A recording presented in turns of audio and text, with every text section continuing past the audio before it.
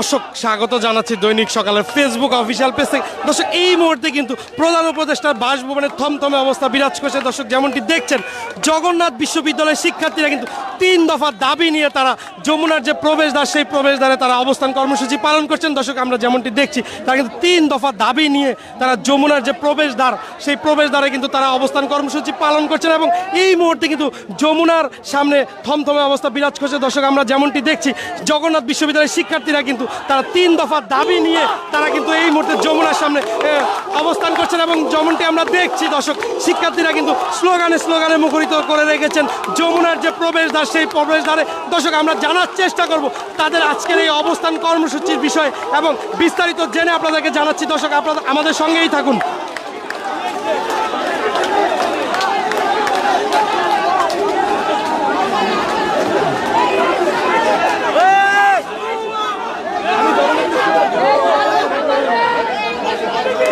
ভাই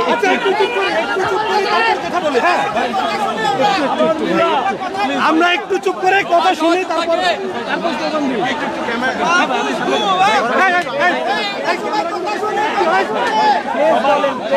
আপনারা একটু মুখ দিয়ে বলেন, প্রেস বলে আগান। প্রেসের লোকের সামনে প্রেসের লোকের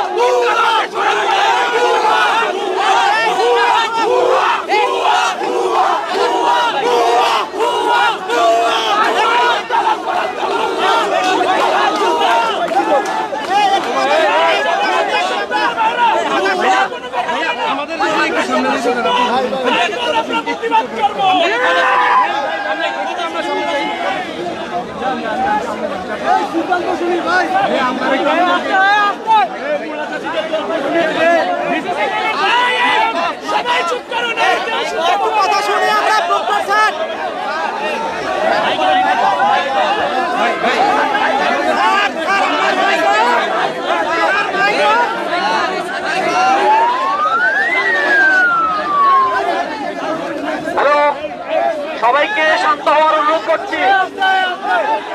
প্লিজ সবাই শান্ত হও, সবাই শান্ত হও। আমাদের ভবিষ্যতের কথা বলবে, সবাই শান্ত হও, প্লিজ সবাই শান্ত হও, শান্ত হও।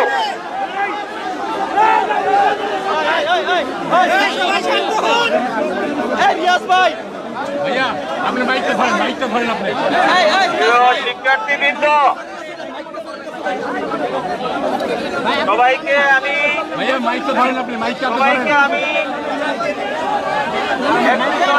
আহ্বান জানাচ্ছি।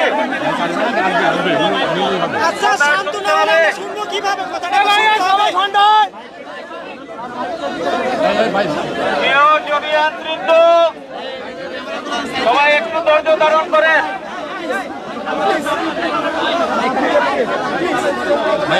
আপনারা একটু সাইড দিলে ক্যামেরা করে দাঁড়ায় আমি কি কথা বলবো, সবাই একটু ধৈর্য ধারণ করতে হবে, করতে হবে। সবাই শান্ত না, সবাই শান্ত। আমরা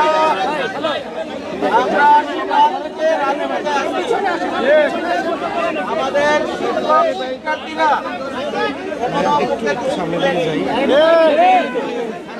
আমরা আমাদের যৌক্তিক দাবি নিয়ে এখানে এসেছিলাম। আমরা এখানে এসে যে পরিস্থিতির সম্মুখীন হয়েছি তার আলোকে কথা বললে তো কথা শোনা যাবে না। তার আলোকে আমাদের যে 3 দফা দাবি ছিল এই দাবির বিষয়ে সরকারের সংশ্লিষ্টদের সাথে আমরা কথা বলে এসেছি। ভাইয়া আপনি ঢুকে গেছেন। আর আমাদের উপরে যে হামলা হয়েছে সেই হামলায় যারা জড়িত তাদের বিচারের বিষয়ে কথা বলে এসেছি। সরকারের বিভিন্ন পর্যায়ে কথা হয়েছে। সরকারের পক্ষ থেকে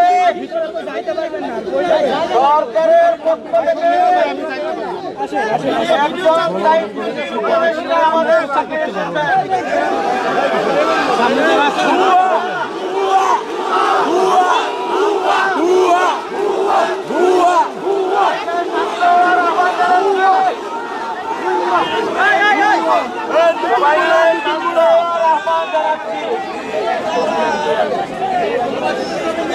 আমরা যদি সরকারের দায়িত্বের ব্যাপারে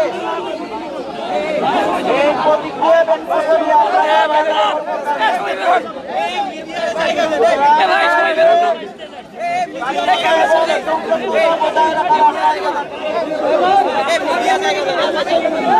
এবং ধৈর্য ধারণ করার আহ্বান জানাচ্ছি। আমার মনে হয় আমাদের বক্তব্য আমরা সুস্পষ্টভাবে সেখানে উপস্থাপন করতে সক্ষম হয়েছি। আমরা আমি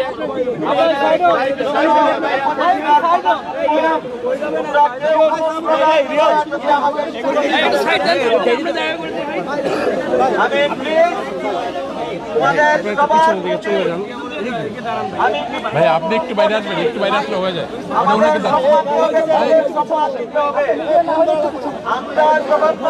আপনি একটু ওই সাইড দিবেন,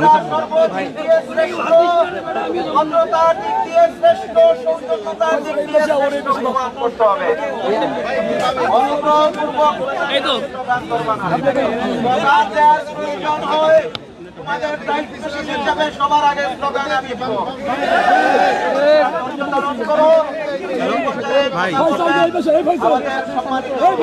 ভাই খুব বাজে অবস্থা এখানে ভাই, আমি জানি না বিজেকে ফোন দিয়ে কথা বলার জন্য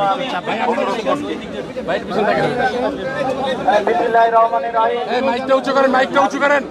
এখানে উপস্থিত এখন দিক সরবো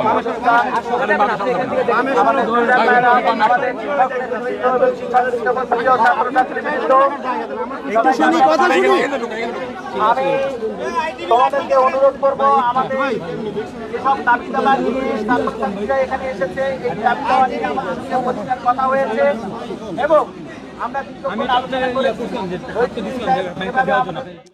তো ভাই হইছে তোমরা দয়া করে আমাদের জগন্নাথ বিশ্ববিদ্যালয় আন্দোলনে সৌজন্যতায় শৃঙ্খলায় সর্বশ্রেষ্ঠ এইটা তোমরা প্রমাণ রাখো। আমরা আমাদের যে দায়িত্ব ছিল, হৃদয় হৃদয় গতকাল আমরা আমাদের বলেছিলেন আপনি একটু পিছনে আসুন বড় ভাই, একটু আমার পিছনে আসুন ভাই। মাননীয় প্রধান উপদেষ্টা মহোদয়ের সঙ্গে সুযোগ পেলে আজকে আমাদের দাবি দেওয়ার কথা বলবেন। তিনি আমাকে আজকে ফোন করে জানিয়েছেন বুঝিনি ভাই দাবি দেওয়ার যে তিনটা আদেশ চাই। এটা তো তোমরা জানো।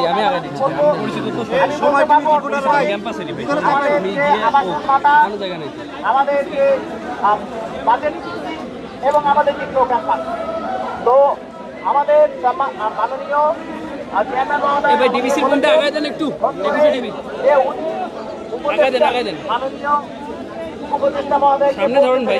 কথা বলেছেন জগন্নাথ বিশ্ববিদ্যালয়ের অবস্থা খুবই শোচনীয়। তাদের ছাত্রছাত্রীরা মানবতার জীবনযাপন করছেন। কি হলো ভাই কই দিলেন আমাদের মাননীয় মহোদয় বলেছেন সামনে দেন ভাই আসুন তো ও আপনি ভাই এই বিষয়টা আমরা এই হলো আর আমাকে বলেছেন আজকে ধন্যবাদ দিয়েছেন আমাদের আমাদের মাননীয় প্রধান আমরা সরকারের অন্যান্য পর্যায়ে কথা বলেছি বলে আমাদের সরকারের পক্ষ থেকে আমাদের এখানে হবে হবে ভাই দাদা সাহেব এসেছেন আর আমাদের আমাদের মাননীয় চিফ উপদেষ্টা মহোদয়ের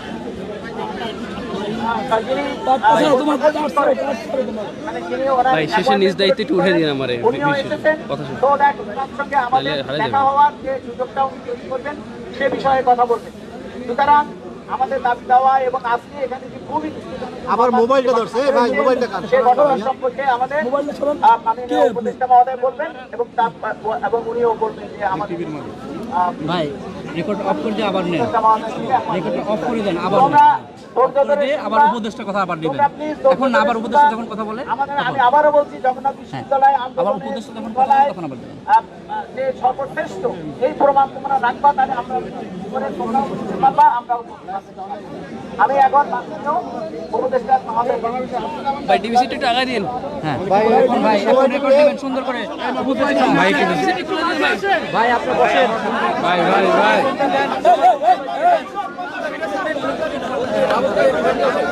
মামু ভাই একটু সামনে চলে আসেন ভাই।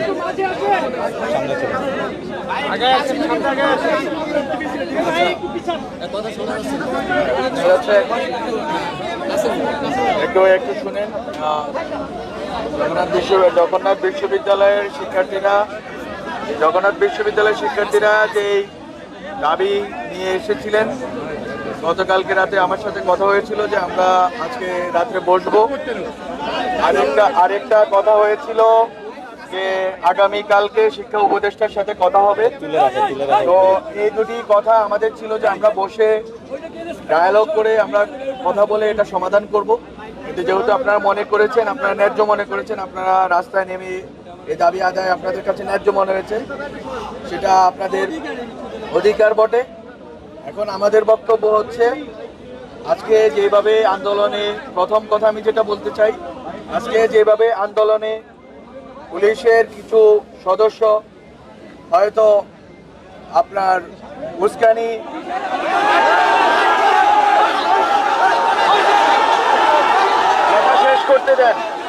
কথা শেষ করতে দিতে হবে।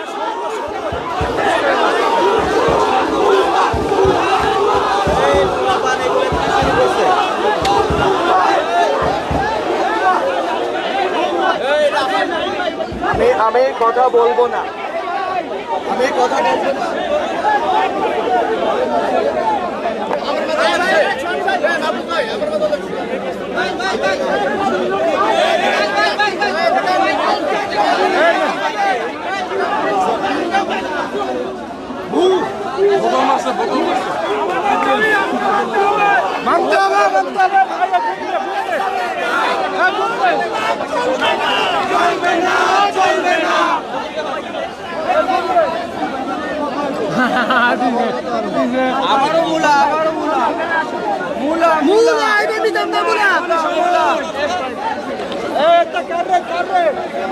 ভাই ভাই আমার ভাই ভাই ভাই ভাই থ্যাংক ইউ।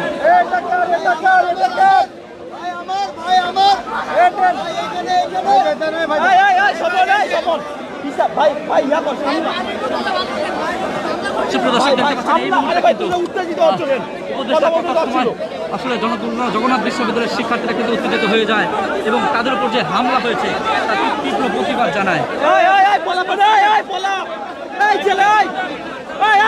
সামনে যাবো না,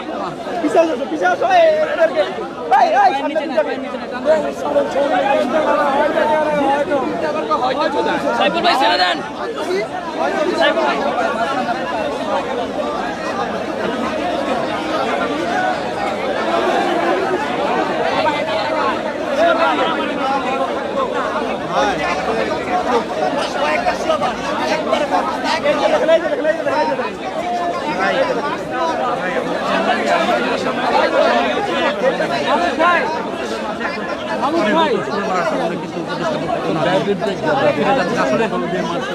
যখন বলছিলেন যে ছিল ভুল পছন্দ না, দাবি করছেন আপনি এত সামনে যাওয়ার দরকার ছিল।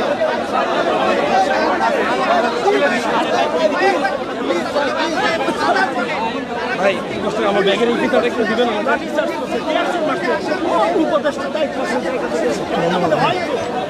দর্শক যেমনটি দেখছেন এই মুহূর্তে কিন্তু যমুনার যে প্রবেশদ্বার থমথমে অবস্থা বিরাজ করছে। আমরা যেমনটি দেখেছিলাম তথ্য উপদেষ্টা মাহফুজ আলম কিন্তু তিনি এসেছিলেন শিক্ষার্থীদের সাথে কথা বলতে, এবং তিনি কিন্তু যে মন্তব্য করেন তার মন্তব্য শোনার পরে কিন্তু শিক্ষার্থীরা তাৎক্ষণিক বিরূপ প্রতিক্রিয়া জানায় এবং শিক্ষার্থীরা এক পর্যায়ে যখন বিক্ষোভ মিছিল করছিলেন, স্লোগান দিচ্ছিলেন, আমরা যেমনটি দেখছিলাম মাহফুজ আলম কিন্তু এই মুহূর্তে এই স্থান ত্যাগ করেছেন এবং তিনি কিন্তু শিক্ষার্থীর উদ্দেশ্যে যে কথা বলতে চেয়েছিলেন সেই কথা কিন্তু আর পরবর্তীতে বলেননি। দর্শক এই মুহূর্তে কিন্তু আমরা যেমনটি দেখছি যমুনার যে প্রবেশদ্বার সেই প্রবেশদ্বারে কিন্তু থমথমে একটি অবস্থা বিরাজ করছে।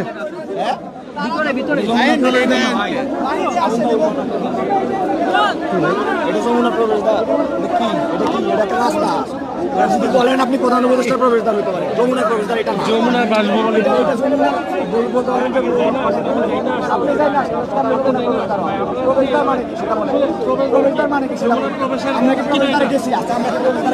এটা ব্যারিকেড না ভাই, আমি লাইভে আছি, আপনাকে আমার সাথে ঝগড়া করবেন, আপনি আমার শিখাই দেবেন ভাই।